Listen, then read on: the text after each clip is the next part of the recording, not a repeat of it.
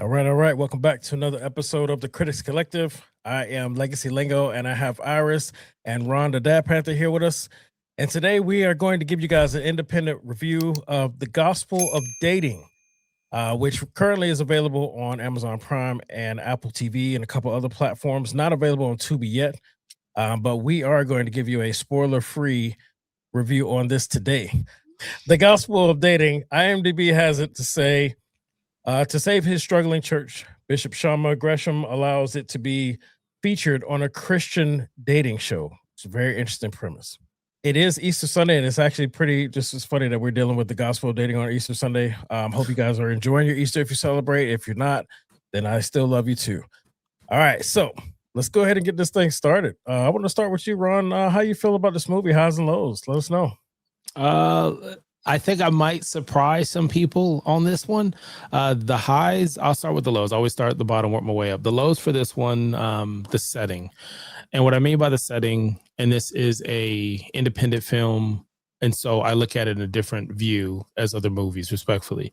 And it's tough to do a setting, and they do this in the church, where sometimes all you have is one area, one room, one house, whatever you're doing.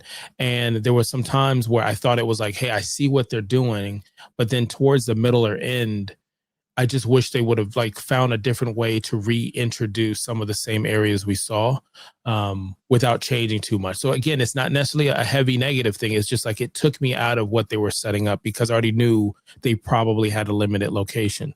The other thing I would say would be a low is some of the extra parts of the story that felt that I didn't like it, but I actually was welcoming it. And I'm not going to spoil anything, but I was expecting the surface level story, what they kind of placed. And there was about two other tones that were in there, respectfully. One dealing with things that happen behind closed doors in the church scene and some hypocritical stuff. And I thought they did a really good job of placing that in there where it shined. I just wished it could have flowed out better versus the second half.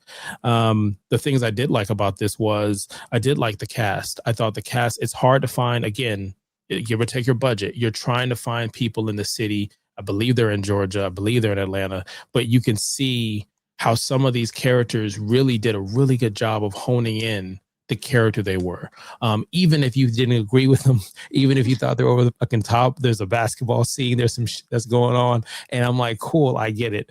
The story, I thought the story was a really good take on something. It gave me, and let me know if I was wrong, it gave me vibes of The Office, Parks and Rec, Abbott Elementary, and I'm not going to spoil anything, but it gave that feeling. And I'm like, oh my gosh, I was thinking of Kev on Stage, Churchy, and certain shows that have that vibe that take comedy into play.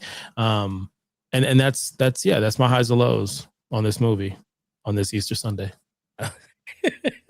Nice.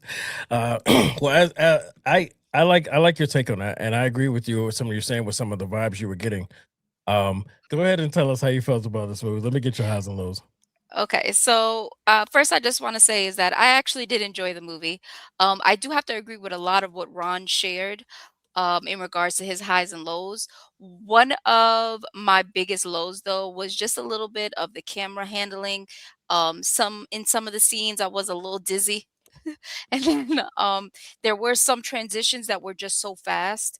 Like they would go to the pastor, then the audience, then another scene, and it was a little quick. And I know what they were trying to do with it, but it kind of messed with my view of trying to take in everything all at once because I felt like I was like, wait, where are we going now? Now my highs. One of my biggest highs is I have to say, just like Ron mentioned, is I did enjoy the cast. I felt like everyone really honed in their character, even if they were maybe like overacting, but I felt like it meshed well with the vibe of the movie. Um, and yeah, so I would say my biggest thing, of course, was the cast, especially because you know, you could tell the movie there was a limit in what they were able to provide, with their budget and stuff like that. But I think they handled it very well for the movie and what they were trying to give us, especially with the storyline. Um, my most favorite character, I would have to say, was Ken's mom. Yes. Listen. Sidebar. Her last name is Mitchell. I don't know if we family. I don't know if we cousins, but I see the acting on her. Miss Mitchell was doing it. I'm just Yes. I'd have to say out of all the characters, she was my favorite, Ken's mom, and nobody knew her name. Nobody knows her name. And then like the end clip where she's about to say it and then they cut. that was the best for me. So yeah, I'd have to say out of my biggest highs, she was my favorite character out of the whole thing. Absolutely. I truly love that character. I agree wholeheartedly. Best thing about the movie, a pleasant surprise. My lows, I would say, is the dating concept of the show. I would have liked a little bit more completion, some conclusion on that, to go forward, or even just see if that situation could blossom more. We understood that it was there for the sake of the church. But there was something blossoming there that, even though it wasn't directly involved with the message, that I would have liked them to just touch on a little more. I also noticed that even though the film is called The Gospel of Dating, the show, the TV series that they were allowing give them access to the church was called Let the Church Say Yes. And the way it kept popping up, even in the opening sequence, it kind of came up as if it was the title card, and I was like, okay. So I'm wondering if it was the original title at one point, but either way, the title works, whether it's Let the Church Say Yes or The Gospel of Dating. But that was just something that stood out to me. But one of the things that I really did appreciate, moving on into my highs, I appreciated that there was a different perspective. They basically touched on that there are different degrees of how you Christian. Your relationship with God is your relationship with God, and the ultimate goal is just everybody to be a good person in God's light to the best of your ability. I'm not trying to take you out of church or nothing like that. I'm just saying, I felt that was the message here, and I think that message needs to be. This is like the perfect timing with the world that we live in. That there is no one way to be a Christian. There's no one way to have faith. There's no one way to believe. And your relationship with God is your business, whether you want to step outside, color outside the lines a little bit or not. That's between you and God. It's nobody else to judge you, act like you're not worthy of sitting side by side or worshiping with them or things of that nature. So I picked up on that, whether that was the message or not. That's what I took from it, and I loved it. And then the film itself, regardless of that message, I was laughing. I was enjoying myself. Ken's mom was the best thing about that. And then the fact that what I love about comedy that most of these comedies miss is whenever you have a good joke, it needs to just keep coming back. I always believe in bringing that joke back, even if has nothing to do with the overall story. Just keep bringing it back. And I'm not going to spoil anything, but Ken's mom actually had a big impact on the story still. So, yes. so Don't judge a book by a cover. Right, exactly. So it was Yeah. written very well. It was done very well, and I thoroughly enjoyed it. And I can't wait to see what becomes of it when more people get a chance to watch, to see what they pull from it. But with that being said, let's go ahead and rate this thing. In Critics Collective fashion, we give accolades going from 0 to 5. 5 being excellent, 4 being good, 3 being average, 2 being below average, 1 being poor quality, and 0 being horrible, absolute trash. I'm going to start with you, Ron The Dad-Panther. How many accolades are you giving this movie? I was about to. You said absolute trash, Ron. I'm like, what? What I do? It's. I want to give it a 3. I want to give it a 3 so much, but respectfully, I'm gonna give it a 2. There's nothing wrong with the 2. Like I said, there's a lot of parts I was laughing. I'm not gonna spoil anything, but there's a part where they bring in contestants, and like you said, keep the joke going. There was one individual with something popping. That's all I'll say. And I was like, this month, he's got to be from Atlanta. And 100% like, I'm from Atlanta. Hey, go ahead and turn around for me. I'm like, and they went with the whole thing. And I'm like, this is what you do. You keep it going. And there was a lot of moments that were there. Unfortunately, you could see there was some stuff where the second half, it just felt like there's some things that could have fallen together. Like you said before, even the end when the pastor's saying what he's saying, I'm like, could have this been titled something else? But I thought the director, which I found out later, the director who is the writer as well, you can see that blend. And sometimes there's a mix match, but it was smooth. And it's a strong 2. Go see it. It's a strong 2. Strong 2, strong 2. Iris, how many accolades? Okay, so I'm giving it a 3. I think for what it was worth, it was, it was pretty good. It was pretty good. Not that I don't agree with Ron that it's being a strong 2, but I'm pushing it up to a 3 for this one. It has that Okay. potential to even be greater.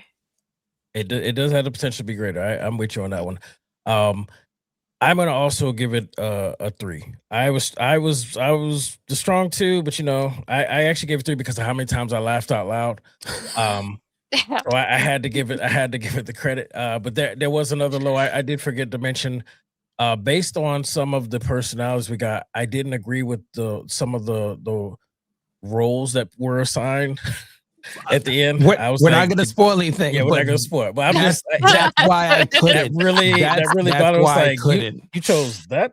Okay, but okay, all right. You don't want this in the house, son. Exactly. So stuff like that, I felt like it was like trying too hard to give us the all positive and wrap it all nice and neat, and it yeah. So, but I will give it kept it at a 3 because I laughed out loud. All right. So, but that's good. That's good. Indie films, we love them, and this is one of the better ones. It definitely looked good. It sounded good. Normally, that's our biggest issue. You notice none of us discussed anything about audio or the quality of video. I'm sorry, you got something? Yeah, I didn't. I talked about this on Tyler Perry's Sisters. You watch, you can go and check the review we've done each season, and Divorce Sisters. And it took some seasons to get like the fashion, the lighting. It's really hard, even if you're a person of color, to light someone of color in different shades, outdoor and indoor, and make it look good with makeup. And they did such a good job. I noticed it immediately, and I was like, this looks really good. I don't know if it was the editing or the director shot or whoever went to class or school, but yes, they were shot different skin textures, indoor, outdoor, and I thought it looked really good. Absolutely. All right, so guys, take this opportunity, please, to like, subscribe, turn on the alerts, join the collective community. Let us know if you were able to watch this, what your thoughts were in the comments. Let us know if you've seen other products, anything similar that we should be watching or that you'd like us to review. Hit us up. We want to review all content. Bring your independent stuff to us. All right. So again, this was The Gospel of Dating, which is available on Amazon Prime, and it's also available on Apple Plus. I believe you can find it on Google and a couple other platforms, and then hopefully it'll eventually be out. What is wrong with me? I was pulling for you. I was trying to hurry up and get to that finish. You ever watch those runners and they're like, I'm just and then somebody come up behind it and just pass them the last second. Much like right now could be a viral moment. This movie, if they wanted to, there are so many scenes they could just put on social media, and I promise you, it's gonna take. Yeah, it's gonna take. This is definitely they got something here. They got something here. Mm-hmm. All right, so let me try this again.